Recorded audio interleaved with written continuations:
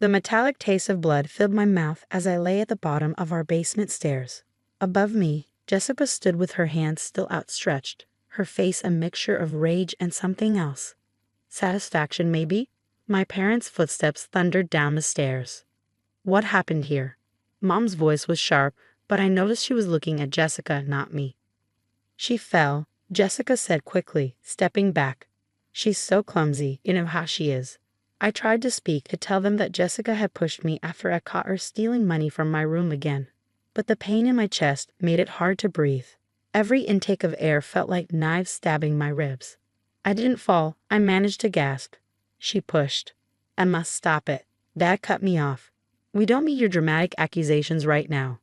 I'm Emma Mitchell, and at 24, I was still living in my parents' house while finishing my medical residency. Jessica, my 26-year-old sister, had moved back home 6 months ago after her third failed attempt at college. Since then, the tension between us had escalated from snide remarks to something darker. Mom helped me sit up, and I couldn't hold back a cry of pain. I think we need to take her to the hospital, she said, worry creeping into her voice. No hospitals, Dad said firmly. We'll handle this at home, just like always. Just like always. Those words echoed in my head, reminding me of all the accidents it covered up over the years. The sprained wrist when Jessica threw a book at me during study time. The concussion from when she accidentally opened a door into my face. Each time, my parents found a way to handle it at home, to keep our family's image intact. But this time felt different. The pain was worse, and I could barely breathe. She needs a doctor, Mom insisted, her hand on my shoulder. Fine, Dad snapped. But Emma, you know what to say, right? You fell. You're clumsy. End of story. Jessica smirked behind them, knowing she'd get away with it again. She always did. The golden child could do no wrong in our parents' eyes. Her violence was always explained away as accidents, misunderstandings, or my own fault. The emergency room was busy that night. As we waited, Dad kept rehearsing the story with me. You were carrying laundry down the stairs. You missed a step. Simple accident. Dr. Sarah Martinez wasn't like our usual family doctor who always accepted my parents' explanations without question. She looked at me directly, not at my hovering family members, as she asked what happened. I fell down the stairs, I said automatically, the practiced lie feeling bitter on my tongue. Dr. Martinez's eyes narrowed slightly. She glanced at my family, then back to me. I'd like to examine Emma privately, she said firmly. That's not necessary, Dad started, but Dr. Martinez cut him off. It's hospital policy for potential trauma cases. Please wait outside. Once they were gone, she helped me onto the examination table. Now, she said quietly, why don't you tell me what really happened? Something in her tone, the genuine concern in her eyes, made me want to tell her everything. But years of conditioning kicked in. I told you I fell. Emma, she said gently, I've been an ER doctor for 15 years. I know what fall injuries look like. These bruises on your arms, they're grip marks. Someone held you before you fell. Tears welled up in my eyes, but I stayed silent. Let's get some x-rays, she said, not pushing further. Then we can talk more. The x-rays revealed 3 broken ribs and a hairline fracture in my wrist. But that wasn't what made Dr. Martinez's face darken with concern. She pointed to older marks on the images, healing fractures I'd never known about.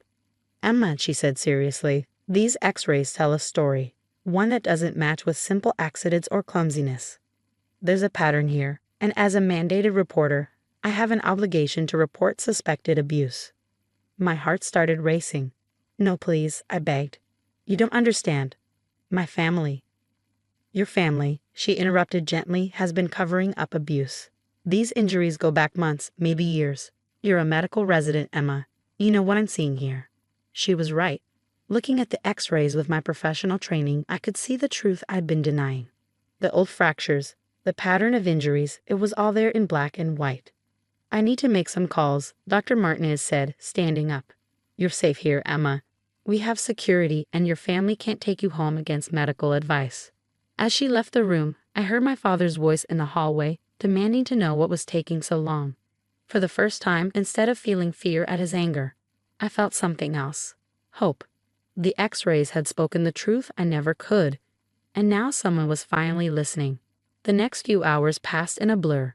Hospital security was stationed outside my room while Dr. Martinez made her calls. I could hear my father's voice rising in the hallway, my mother's attempts to calm him, and Jessica's theatrical sobs about how I was making up stories to hurt her. But the x-rays couldn't lie. Dr. Martinez had called in a specialist, Dr. Thompson, who specialized in documenting abuse cases.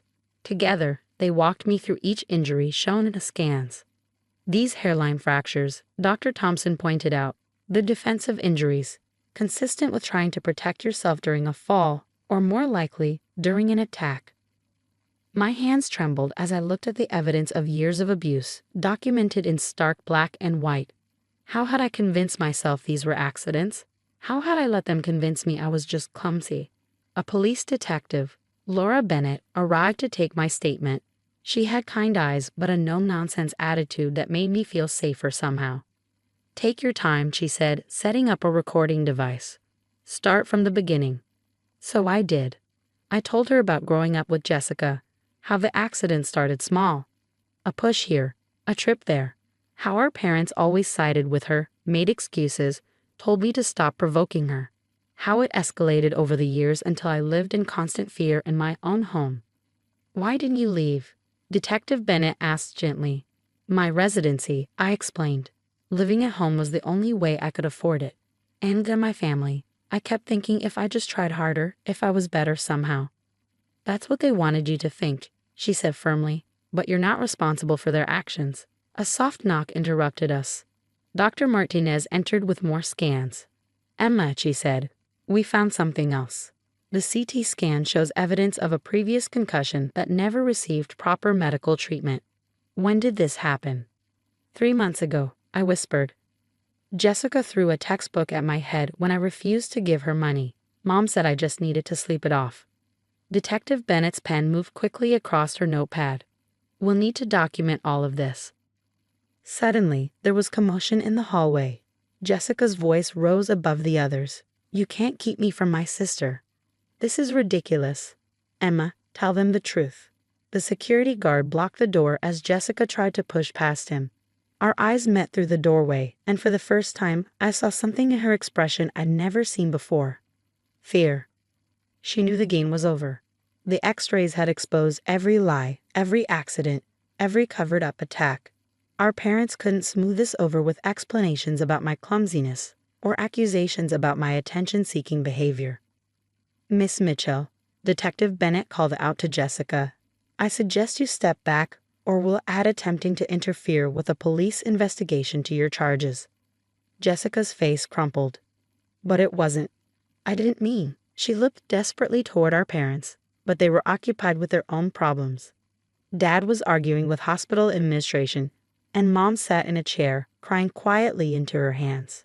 Dr. Martinez sat beside my bed, her presence reassuring. "Emma, we'd like to keep you overnight for observation. We're also arranging for you to speak with a counselor." "What happens now?" I asked, looking between her and Detective Bennett. "Now," Detective Bennett said, "we build a case. The x-rays provide clear evidence of sustained abuse. Combined with your statement and the hospital documentation, we have enough to proceed with charges." "Charges?" My voice shook. "Against Jessica. And potentially your parents for failing to protect you and covering up abuse. They had a legal obligation to prevent harm and seek medical care for your injuries." It felt surreal. For years, I'd lived in fear, believing I had no choice, no voice, no proof. Now, thanks to one doctor who refused to look the other way, everything was changing. "You don't have to decide everything right now," Dr. Martinez assured me. "Focus on healing. We can help you find temporary housing once you're discharged, somewhere safe." "I have a friend," I said, thinking of Sarah. "My best friend from medical school. She's been trying to get me to move in with her for months." Detective Bennett nodded approvingly. "That's good. You'll need a support system." As they left my room, I could still hear my family in the hallway. But for the first time, their voices didn't fill me with dread. The x-rays had given me something I'd never had before. Proof. Proof that I wasn't crazy, clumsy, or making things up. Proof that couldn't be explained away or covered up. I took out my phone and texted Sarah, "Remember that spare room you offered?" Is it still available? Her response was immediate. Always. For as long as you need. Want to tell me what's going on? Looking at the x-rays still displayed on the light board, I replied, it's a long story. But I'm finally getting out. 6 months later, I stood in Sarah's kitchen, making coffee before my morning shift at the hospital. The newspaper on her counter caught my eye, specifically the small headline about Jessica's sentencing. She'd gotten 2 years probation, mandatory counseling, and a restraining order keeping her away from me. My parents had faced consequences too. Dad lost his position on the hospital board when the cover-ups came to light, and Mom's social standing in our small community crumbled as the truth spread. They'd both taken plea deals, probation and community service, plus mandatory counseling. You okay? Sarah asked, entering the kitchen. She'd been my rock through everything. The court proceedings, the therapy sessions, the nights when the memories kept me awake. Yeah, I said, surprising myself by actually meaning it. I am. My phone buzzed. A text from Dr. Martinez. She'd become a mentor of sorts, helping me navigate both my medical career and my healing journey. Ready for your presentation today. I was giving a talk to new medical residents about recognizing signs of abuse and the importance of speaking up. My own x-rays, with permission, would be part of the presentation. You know, Sarah said, watching me gather my materials, I'm really proud of you. Not just for getting out, but for using your experience to help others. She was right. In the months since that night in the ER, I found my voice in ways I never expected. I'd helped develop new protocols for the hospital's emergency department, making it easier for staff to identify and report suspected abuse cases. At the hospital, I ran into Jessica in the parking lot. Not by accident, I knew. She'd been waiting for me. Emma, she called out, staying beyond the restraining order's required distance. Please, can we talk? I looked at my sister, really looked at her. She seemed smaller somehow, less threatening. The counseling had apparently been working. I'd heard through family friends that she'd been diagnosed with several mental health issues and was finally getting treatment. I can't, I said firmly. You know that. The restraining order. I know, she interrupted. I got your letter. I'd written to her last month, part of my own therapy process. Not to forgive or forget, but to acknowledge our shared history and express hope that she was getting the help she needed. I'm sorry, she said, her voice cracking. I know it's not enough, but I am. The counseling, it's helping me understand what I did, why I did it, how much I hurt you. I'm glad you're getting help, I said, meaning it. But I need you to respect my boundaries now. She nodded, wiping her eyes. I understand. I just wanted you to know, you're really brave, Emma. Braver than I ever was. As she walked away, I felt a weight lift from my shoulders. Her words didn't fix anything, but they acknowledged something important. I wasn't the weak one. I never had been. In the hospital conference room, I set up for my presentation. Dr. Martinez sat in the front row, giving me an encouraging nod. The room filled with residents, their faces eager and uncertain, reminding me of myself not so long ago.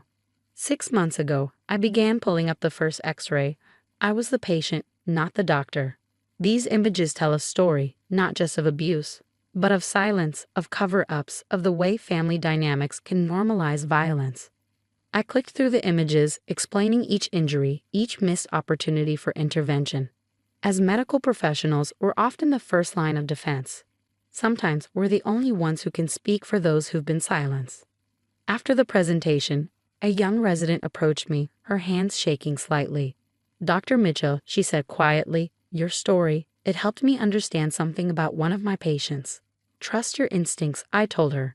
Do what I wish someone had done for me sooner. That evening, I returned to Sarah's house. My house now, really, feeling exhausted but fulfilled. A letter waited in the mailbox from my parents. They'd been writing regularly, trying to make amends. Sometimes I read their letters, sometimes I didn't. Today, I chose to open it. Dear Emma, Mom wrote, we watched your interview on the local news about the hospital's new abuse prevention protocols. We are so deeply sorry for failing you, for not protecting you when you needed us most. Your courage in speaking out has forced us to face our own failures. I folded the letter, saving the rest for later. Their guilt, their regret. It wasn't my burden to carry anymore. I was building a new life, one where my voice mattered. where my experiences could help others, where the truth didn't have to stay hidden. The X-rays that exposed my family's secrets now hung in my office, not as a reminder of trauma, but as a testament to survival. They spoke louder than any lie, broke through years of silence, and gave me back something I'd lost long ago, my power. Sarah had left dinner in the oven and a note on the counter. Remember, you're not just surviving anymore, you're thriving. Looking around at my new life, I smiled. She was right. The X-rays had spoken the truth, but I was writing my own story now.